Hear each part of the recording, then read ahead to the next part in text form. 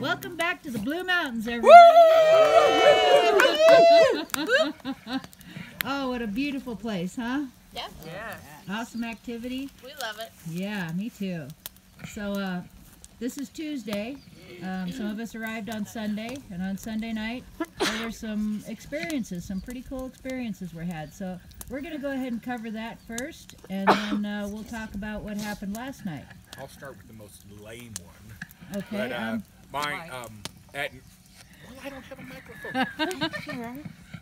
Mine was not a whole bunch. I was having a hard time sleeping, so I was tossing and turning, and then I'm laying there, and underneath my cot, I have nothing that would poke me, but all of a sudden I felt like a big finger just like poke in the back of my ribs right up there, and I'm like, so I'm looking, I'm going, okay, you can't go through metal. I mean, I've heard of them kind of going through tents and stuff, but I don't know what it was, but something poked me through the metal all the way up into my cot, because I'm sleeping in the back of my Dodge 250 with a shell in a cot in there, so nothing, whatever, should be able to touch me in there. Not that I'm afraid to be touched, but you know what I mean. It's comfortable. No wind, no rain. You know. Yeah, we know. I'm not going there. We're keeping this family friendly. Thank you. It's appreciated. Plus, my wife might actually see this. So, okay, the next that's thing. Okay. Well, I got poked. I might as well tell that too. Okay. So I also, the first night it was real windy, and I was laying on my right side, which the tent was in my back, and I got poked too, on my bum, just a poke, and so I thought it was the tent coming in because of the wind, but the cat poke. So it wasn't worth really saying until Rob said he also. So if I'm going to be lame, you could. Yeah. You folks are up on the hill, and there were some lights that were reported. Yep. So who would like to talk about that? I'll do that one. Okay, so it was about midnight on Sunday night, and I was sleeping in the Jeep. Claire and Terry were in the tent, and it was really cold, so I was really bundled up. I actually had a blanket over my head. And all of a sudden, I don't know what it was, but something woke me up, and I pulled the blankets down, and through the passenger window, it was a big bright light. I mean, very, very bright. And I didn't have my glasses on, so I can't tell you, perception-wise, I'm not sure if it was, big, hovering over the picnic table, or if it was further back on the road, like, and really big, or over the picnic table and not as big. But I'd say it was the lights from my perspective. If it was over the table, it was like, well, I need my hands.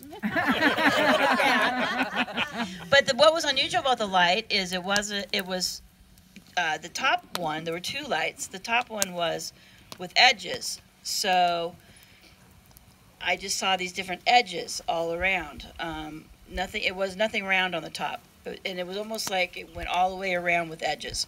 And then there was space where you could just see, the night. And below that was another light, and it was more of like oblong shape. And I heard no sound. There was no engines running. I didn't see. I wouldn't have been somebody with a flashlight. It wasn't moving. It was completely stationary. And then the top one just blinked out, and then half a second later, the bottom one just blinked out. And you'd think like most people would like jump up and go running into the tent with everybody else, being afraid. But like other experiences I've had, I just get tired and fall asleep, which is exactly what I did. I fell asleep. So I brought it up the next morning when we all were all up right before we came down here. And then Terry had something that she could correlate with that. So I'm assuming it was about the same time. I was in my cot, and the tent door faces this direction, and I saw a light. It was just there. I didn't see it come on or anything. When I opened my eyes, it was just there. And on the bottom, I could see the shadows of treetops. Very distinct. Crisp and clear treetops. But the thing is, there's no treetops between where our tent is till you get way over here. So whatever light source that was far away and bright enough to go all the way up to the top of the hill, which is, I don't know how far that is, 150 yards, 200 yards? Further even. Is it? Yeah. I go 200. 200? Yeah. Yeah, and then it just went away. And I didn't, that was weird. That's what I thought. Well, that's weird, because I did not hear a car engine, wasn't headlights, it was not a flashlight, and it was diffused a little bit because of the tent, but it was there. Wow. And I asked Claire if she saw it. She didn't. So. I'll add something real quick. The light source, or whatever it was really, really bright on the outside. But as it moved, as you looked at it and through to the middle of it, it would get more opaque looking. And what stood out to me with the light source was what I thought was weird, and then Terry also, was the very, Defined edges? Yeah, the defined edges. Thank you. So it was, I don't know. That's what really stood out in my mind. Did it have any colors to it? Hues? Nope, no. No hues, no sound. It didn't move. It didn't vibrate. These triangle things, were they in a circle pattern or just straight across? No, it was like a circle. Like if you would look at a sun, right? Right. Like a little kid would draw a sun, all the way around. You should draw it for us. Some of the edges were longer than other parts of it, but definitely all the way around. And then the bottom one, completely like oblong, smooth. Like a cigar or... Yeah, like a cigar. Yeah. Oh, thank you. Yeah. Kevin, you had an experience yesterday morning, didn't you? Yeah, I had a couple. Okay. Starting at 3:30, I was asleep in the tent, and the wind had died down by then. And I woke up to pine needles on the side of the tent. But I woke up thinking that it didn't quite sound like pine needles because it wasn't windy. And it kind of sounded like this. And so I was awake, and then I had this feeling of being watched just moments after, and I was just hyper alert at that point. And for the next 2 hours, I was listening, and once more it happened on the side of the tent, right on the edge of the tent, on the head side where our heads were. And I thought it was pine needles, but pine needles don't sound like that. And we recreated it the next morning, and actually the pine needles just get hung up on the roof, on the rainfly. They don't slide down one side of the tent. And so it happened twice for sure in that 2 hour window, and might have been a third time. I was kind of dozing at that point. So so that was it until about 6:30. I had to go up and go to the bathroom. And so I get up and walk out to the edge of the building here, and before I committed, I saw Debbie in the woods with her Seahawks jacket. And so I figured that's not a good place to go. I'll just be like a real person and go to the bathroom. And so in the span, so I went to the bathroom, I got back out, and I could see that hillside from where the toilet is, and I couldn't see Debbie at that point. And so I came in between these two buildings and looked for her, couldn't see her. And so I just went right back to the tent, but I figured, just before I grabbed the zipper, I figured, let me just look one more time. And so I went back to the same spot over here at the corner of the building and took a look, and there was somebody else there right where Debbie was. And he was wearing a brown jacket and dark pants. I couldn't see who it was. The head should have been visible, but I couldn't see who it was. It was almost as light as it is now, 6:30 in the morning, and but I couldn't see the face. I couldn't see who it was. And I could see the arm. I could see space between the arm and the torso, and I could see the dark pants, but I couldn't see the face. So, anyways, the tree is right here, and it's on this side of the tree. And as I really start to focus on it, it moves over to this side of the tree, and there's a second tree there, and I could see less of it, but I could absolutely see the arm and a little bit of the hip, but I couldn't see the head. The branches were too low to see a head. And so as I look over here and start to focus, it does this again, and so I can see it again, and I can see not the center of the chest, but just to the it was the left side, just to the left of center. I can see the torso again, the arm, and the hip, and the top of the leg. And as I'm staring at it, I realize that I'm in my long underwear, standing out there in the open, looking kind of dorky. I figured I don't want anybody to be looking at me like this, so I just went back inside, back in the tent. You were just hoping it wasn't a sea squatch and she was I was absolutely thinking it was somebody in our group, but I couldn't figure out who would be out there, especially with with brown and dark clothing. Right, because nobody but Peter, and he wasn't up at that time. No. And Peter's coat. Peter had a brown coat. Oh, Peter was snoring at that time. That's right. About that time, he was hearing something. Only one with the brown guy. But it was too dark. His coat, because I was looking at his coat. It was darker, lighter. Oh. The person out here had a lighter color coat, and how long was the arm? I mean, when you said you see the side, was the arm down? You know what? I don't know, because as I was retelling the story, I'm thinking, I saw hands, but as I rethought it, I didn't see any hands. I didn't see any cuff but I wasn't looking for hands either. I imagine it should have been there, but in hindsight, it really I couldn't see a hand. Maybe the hand was dark and blending with the leg, perhaps. Maybe the head was more dark colored, and so I couldn't see any. I could see an outline, a vague outline, but I really couldn't see a head. I was looking to see who it was. I was looking at eyes. I wasn't looking at anything else, because it was a person. I mean, it was clearly a person, but there's no persons out there at 6:30 in the morning wearing that kind of clothing. And there was no distinction, no defining line between the coat and the pants. It just blended. It all blended. There was no belt line or anything like that. So did the coat have texture to it? Like possibly hair? Yeah, it was a person, all right. A forest person. No, and now that you mention it, there was no zipper either. Well, I couldn't see because there wouldn't be a zipper. I'm trying to be as grounded as I can about this, but there is no other explanation. So I went back in the tent, told Sandy, and probably I would guess maybe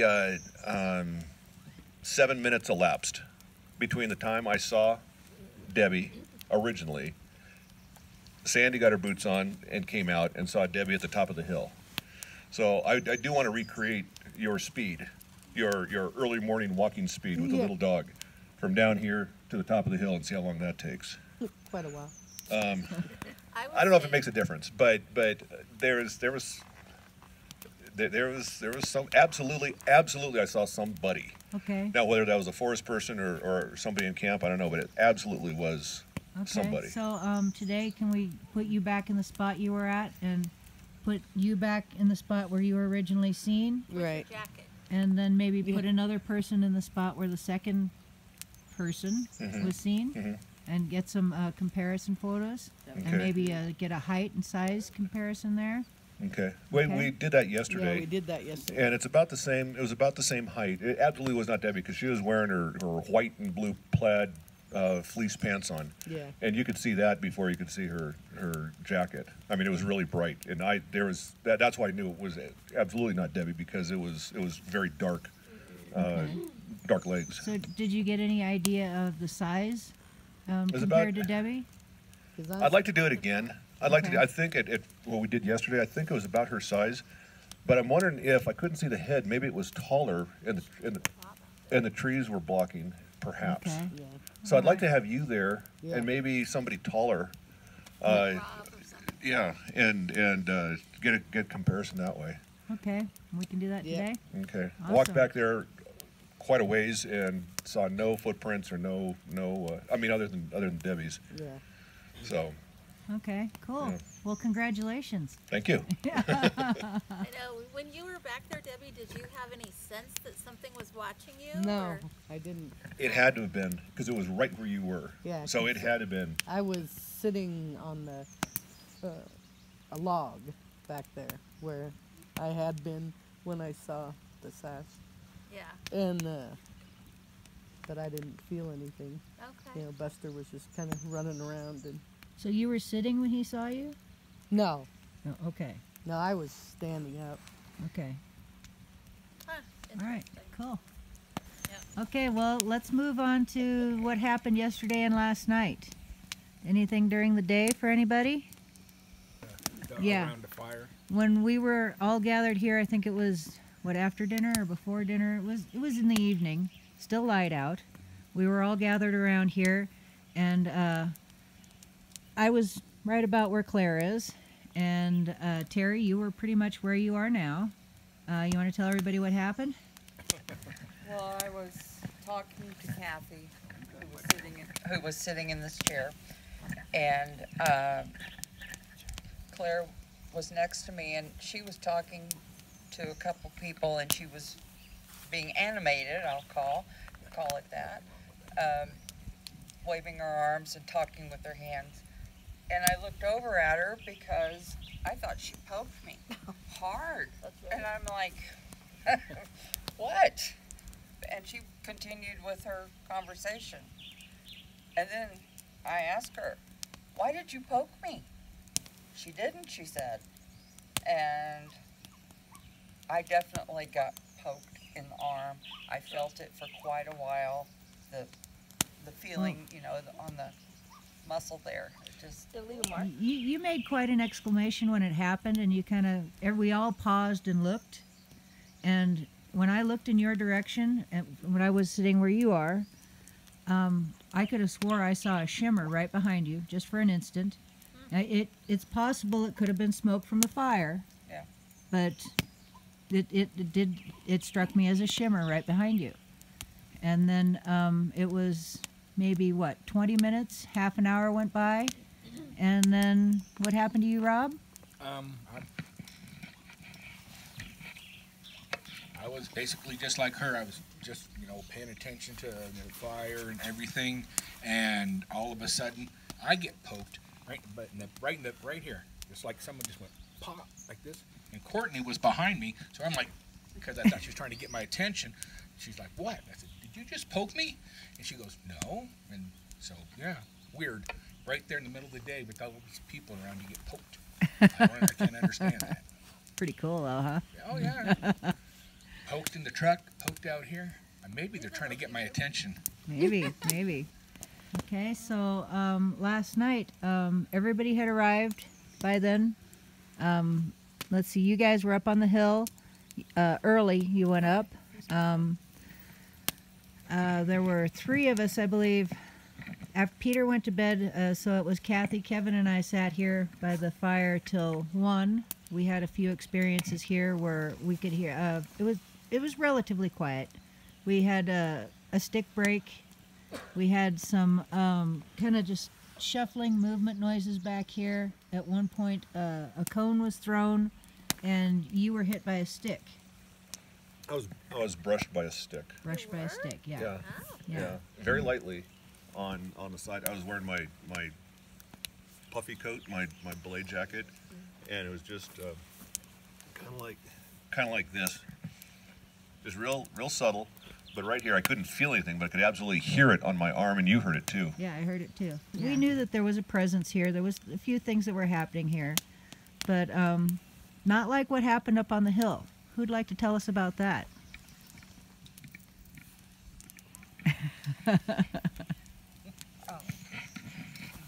It's a Terry show.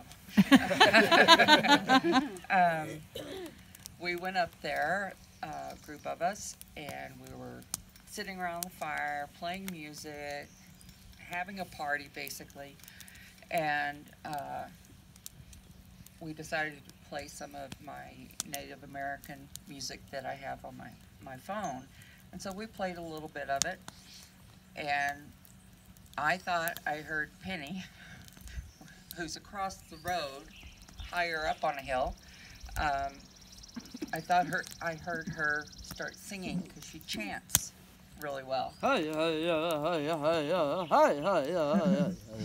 we turned the music off, and we were basically giggling at that, but then it happened again, and it wasn't Penny. No. They say coyotes. It sounded different to me because it wasn't like a dog howl, really. It did sound canine, but at the end of some of these noises was a whoop, whoop, like that. And it was in the direction behind Penny and Pat up there on the ridge. And we turned all the music off and were quiet for a while. And we heard, I mean, it lasted a long time. It sounded like, to me, it sounded like something was pacing back and forth on that hill, and then it would come back and go back like that. That's how it sounded to me. But and something was answering far off. Yeah. Yeah, like a howl. There was a response to whatever this was making that noise up there, and it sounded like there was a communication between the two different vocalizations. So that happened, and then Courtney took Virginia in to go to sleep, and there was a howl, and it came from down in this direction. It was very loud, and it lasted longer than the Ohio howl. And because you're camped down there by yourself, I got worried about you. And I thought, oh my gosh, she's got to be scared to death down in her tent with the dog. And it happened 2 more times. It may have happened a fourth, but at least 2 more times. But Barb was still up here. What time? What time? I'm going to say 11:30. Yeah. Around 11:30. Oh, you guys were still at the campfire. Yeah, so we were all still sitting here at the fire, and we didn't hear a thing. So either the sound carried above us to where you were, or we just weren't intended to hear it, which has happened here before when there have been big loud noises that one person will hear and somebody nearby won't hear a thing.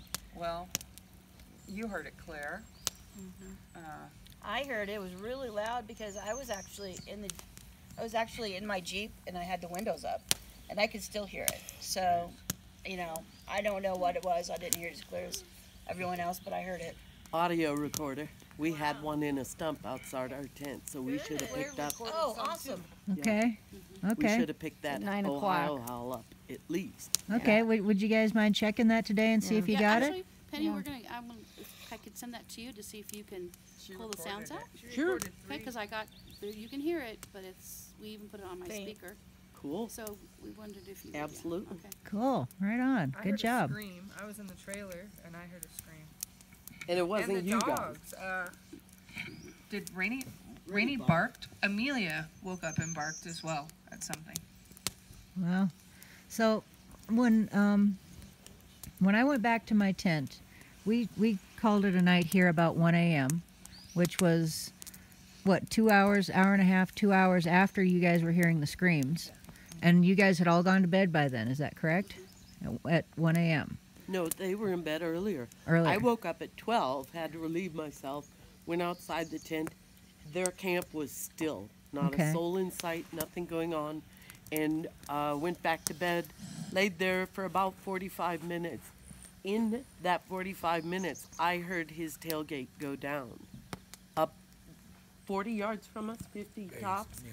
He said he wasn't out Nope, Okay. Didn't get out of the truck at all. So I heard his tailgate go down, and I thought, oh, Rob's up taking a leak or something, and No. not him.